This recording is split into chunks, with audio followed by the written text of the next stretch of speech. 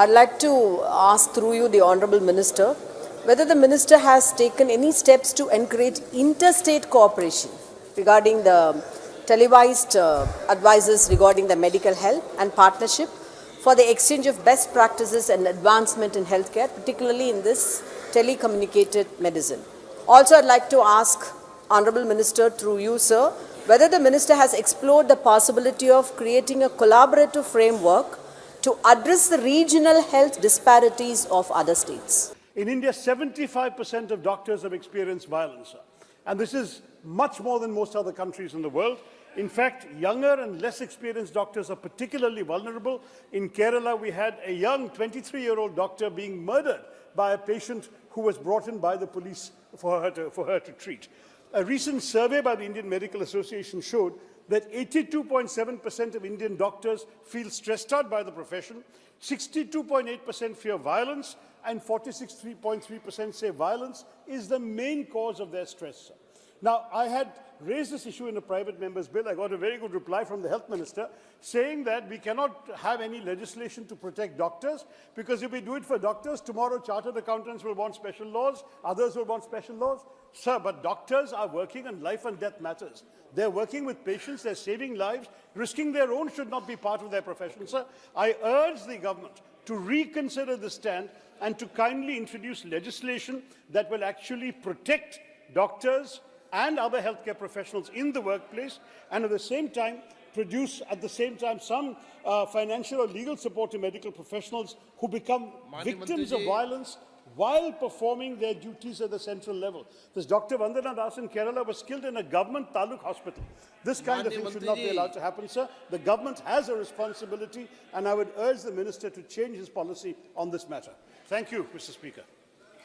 माननीय अध्यक्ष महोदय, माननीय शशि थरूर जी ने जो प्रश्न उपस्थित किया है, ये देश में डॉक्टर को भगवान के रूप में माना जाता है।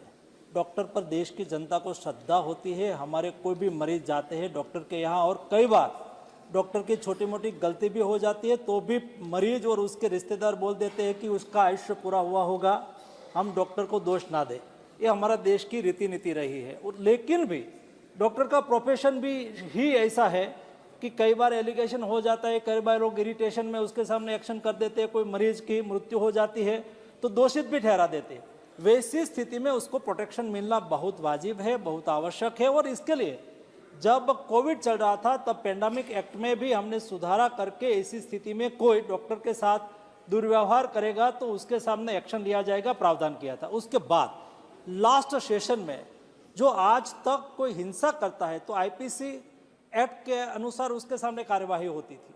और इस बार जो नए कानून माननीय गृह मंत्री जी ने पारित किया उसमें भी प्रावधान डॉक्टर के लिए विशेष किया गया है। उन्होंने अपने भाषण में भी उल्लेख कहा कि नेशनल डॉक्टर्स एसोसिएशन के द्वारा उसको भी रजूआत हुई थी, मेरे पास भी बार बार आते थे, और ऐसी हिंसा करने वाले लोगों के सामने कार्यवाही करने का प्रावधान किया गया है। और भविष्य में ऐसी कोई स्थिति होती है और समय समय पर कानून में बदलाव होना आवश्यक होता है।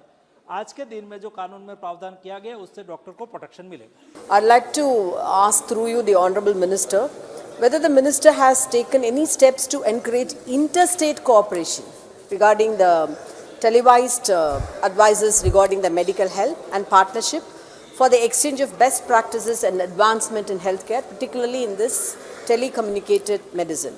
Also, I'd like to ask Honourable Minister through you, sir, whether the Minister has explored the possibility of creating a collaborative framework to address the regional health disparities of other states. Thank you. धन्यवाद। आदरणीय अध्यक्ष महोदय, जैसे माननीय सांसद महोदय ने कहा है कि हर एक स्टेट को एंड इंटीग्रेटेड, तो हम लोग अभी जैसे लेवल 1, लेवल 2, लेवल 3 पे काम कर रहे हैं, जिसमें मेडिकल कॉलेज एक हब रहेगा, टर्शरी केयर एक हब रहेगा, डिस्ट्रिक्ट हॉस्पिटल एक हब रहेगा, और जो स्पोक्स के माध्यम से हमारे प्राइमरी सेंटर को कनेक्ट कर रहे थे, connecting with the tertiary care with to the primary care. So इसमें हर एक ज़िले में ये प्रयास हो रहा है। So in your state your tertiary care is going to connect with primary care, जिसमें हम लोग medical college, district hospital PHC को, PHC again second level PHC is going to connect with sub center.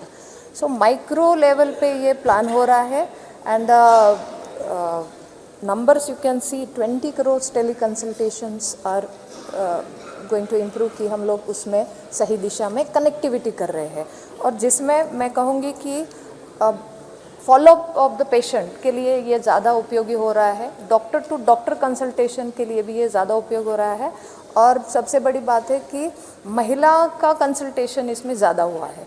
तो महिला जैसे गांव से ज़्यादा प्रवास नहीं कर पाती है टर्शरी केयर के लिए, तो महिलाओं के लिए ये ज़्यादा लाभदायी हुआ है और आपके सजेशंस के माध्यम से हम इसे और इंटीग्रेटेड वे में बढ़ाने के लिए काम करें। Thank you. ग्रामीण इलाकों में रहने वाले पेशेंट को ऑनलाइन चिकित्सा सलाह मिलने पर ई-संजीवनी के तहत उन्हें घर पर दवाई उपलब्ध कराने की कोई योजना सरकार के मन में है क्या? क्योंकि आजकल डिस्ट्रिक्ट अस्पताल में भी दवाएं मिलती नहीं है, तो ग्रामीण भागों में दवाई मिलना मुश्किल है और दूर दूर के गांव में रहने वाले सलाह मिली है लेकिन औषध नहीं मिली, ऐसा नहीं होना चाहिए। इसलिए कोई योजना है तो अच्छा रहेगा, अगर नहीं है तो योजना कराने की कृपा करें। धन्यवाद। माननीय अध्यक्ष महोदय, माननीय सदस्य ने जो प्रश्न पूछा उसका दो पहलू है। एक है कि दूर सुदूर गांव में मुफ्त इलाज मिले, मुफ्त दवा मिले। भारत सरकार की ओर से नेशनल हेल्थ मिशन के तहत 60% पैसा प्राइमरी हेल्थ सेंटर यानी कि आयुष्मान आरोग्य मंदिर में कोई भी स्वास्थ्य के लिए जाएंगे, ट्रीटमेंट के लिए जाएंगे, उसको मुफ्त मेडिसिन मिले, उसके लिए भारत सरकार की ओर से 60% पैसा दिया जाता है। 40% स्टेट डालते हैं और उसको मुफ्त मेडिसिन उपलब्ध कराते हैं। दूसरा प्रश्न है टेली कंसल्टेशन गांव तक कब पहुँचे, और उसके पहले के प्रश्न का भी मैं रिप्लाई उसमें देना चाहूँगा कि हेल्थ एक्सेसिबल हो, हेल्थ एफोर्डेबल हो, दरेक लास्ट माइल व्यक्ति तक हेल्थ की सुविधा उपलब्ध हो, उसके लिए टेली कंसल्टेशन बहुत महत्वपूर्ण है और उसको हब और स्पोक के रूप में डेवलप किया है। यानी कि आयुष्मान आरोग्य मंदिर जो देश में 1,64,000 है, वो स्पोक के रूप में काम कर रहा है। डिस्ट्रिक्ट हॉस्पिटल और मेडिकल कॉलेज और एम्स वो हब के रूप में काम कर रहा है। हब के रूप में काम करना यानी कि वहाँ पर स्पेशल डॉक्टर का एक रूम होता है और नीचे से कोई भी कॉल आएगा तो तुरंत ही वहाँ रिसीव करेगा और वर्चुअली वो कनेक्ट हो जाएंगे। और जब स्पोक के यहाँ यानी कि कोई ग्रामीण क्षेत्र में जहाँ आयुष्मान आरोग्य मंदिर है वहाँ गांव के कोई पेशेंट आएंगे, गांव के कोई पेशेंट आके वहाँ के कम्युनिटी हेल्थ ऑफिसर या तो MBBS डॉक्टर है उसको मिलेंगे, वहाँ उसका कंसल्टेशन होगा। वहाँ के डॉक्टर को ऐसा लगे कि उसको टर्शरी केयर की आवश्यकता है और कोई सीनियर डॉक्टर को पूछने की आवश्यकता है, स्पेशलिटी डॉक्टर को पूछने की आवश्यकता है, तुरंत ही वो टेली कंसल्टेशन से मेडिकल कॉलेज या एम्स या तो डिस्ट्रिक्ट हॉस्पिटल के स्पेशलिस्ट डॉक्टर के साथ जुड़ जाएंगे। पेशेंट की डॉक्टर के साथ बात होगी, डॉक्टर के साथ बात होगी और वहाँ से ही उसको सलाह मिल जाएगी और वो वहाँ से रिकमेंडेशन भी कर देंगे CHO को कि आप इस टाइप की मेडिसिन लिख दो। उससे फ़ायदा ये होगा जो आज तक जो स्टडी हमारे सामने आई है, सामान्य और गरीब व्यक्ति को डिस्ट्रिक्ट प्लेस पर जाने की आवश्यकता नहीं होगी। कोई प्राइमरी ट्रीटमेंट की आवश्यकता है या तो प्राइमरी बेस पर कोई सिम्टम दिख जाए तो बड़े रोग आगे बढ़ते हुए रुक सकते हैं। और उसका नतीजा ये निकला है कि आज एवरेज टेली कंसल्टेशन चालू हुआ, डेली 3 से 4 लाख लोग टेली कंसल्टेशन का लाभ ले रहा है।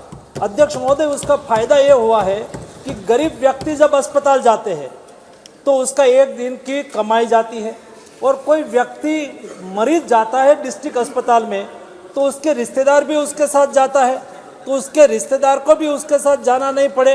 और इसलिए एवरेज एक टेली कंसल्टेशन एक पेशेंट पर 914 रुपये की बचत हुई है। आज तक 20 करोड़ से अधिक टेली कंसल्टेशन हुआ है। उसका मतलब ये हुआ कि 18,000 करोड़ से ज़्यादा बचत गरीब लोगों की जेब से हुई है, उसका पॉकेट का खर्च बचा है। इसलिए मोदी गवर्नमेंट ने टेली कंसल्टेशन से ट्रीटमेंट उपलब्ध कराने की जो सुविधा की है उसका आज गांव के दूर सुदूर के लोग लाभ ले रहे हैं और उससे हेल्थ एक्सेसिबल हो रही है और हेल्थ एफोर्डेबल हो रही है।